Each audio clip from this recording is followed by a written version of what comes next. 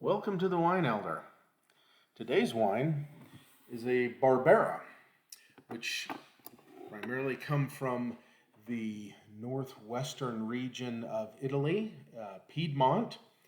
There are two main towns that produce Barbera, Alba and Asti. So as you'll see here, we have a Barbera d'Alba. There's also Barbera d'Asti. They're right next to each other. They make a couple little bit different styles. Barberas are typically big and fruity, very food friendly. They go great with Italian foods, as most Italian wines do. I should qualify, most wines go great with food. That's why we drink wine, because they make food so good. And the food makes the wine so good. The other main grape in this region is Nebbiolo, which most famously is produced in Barolo. So all these towns are right next to each other, just kind of on the outskirts of Torino.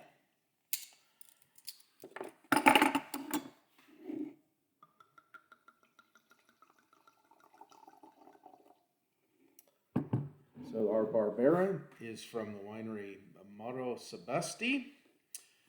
It is a 2015. It's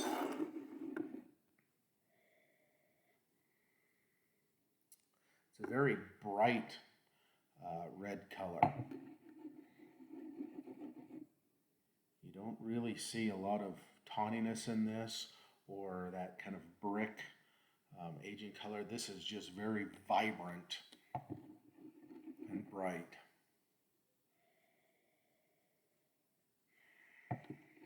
Smelling a medium amount of fruity aroma, but it smells very fresh.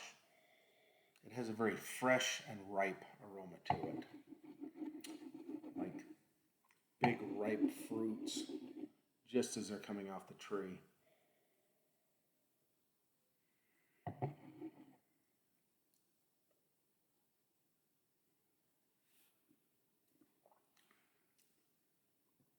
It's got a very bright, fruity flavor to it. It's a very juicy flavor.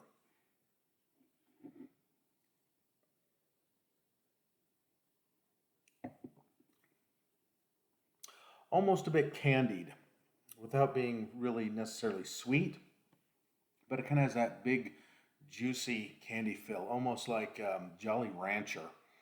I'm getting kind of some melon, watermelon notes in this. It's got quite a bit of acidity as well, which makes it go great with Italian food. The acidity pairs very well with big, bold Italian dishes.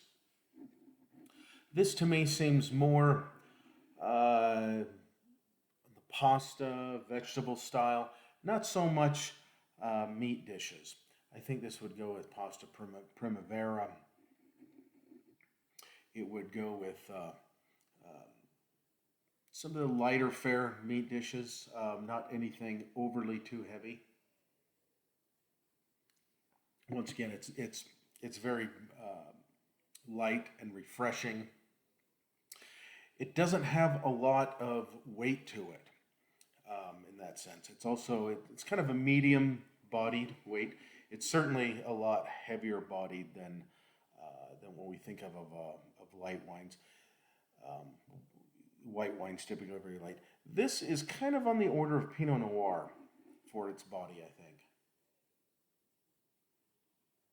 Light, refreshing, but it has a little bit more tannins than I would say Pinot typically has. Also, quite a bit of acidity to it. This one, it's not striking me as huge high quality, but it's very tasty, and it's average above average. Not extremely high in depth or character or anything. Just a good picnic wine, I would say. So let's score this. The The balance is about average, right about dead on average. We'll give that a 3 out of 5. The depth,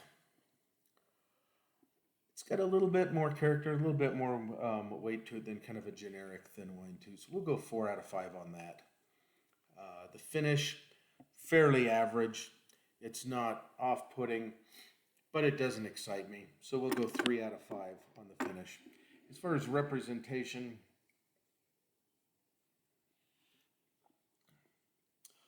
this is pretty much what a Barbera should taste like. We'll go 4 out of 5 because it represents Barbera very well. The freshness, the fruitiness, the light, and kind of fun, spirited, free-form spirit that it has.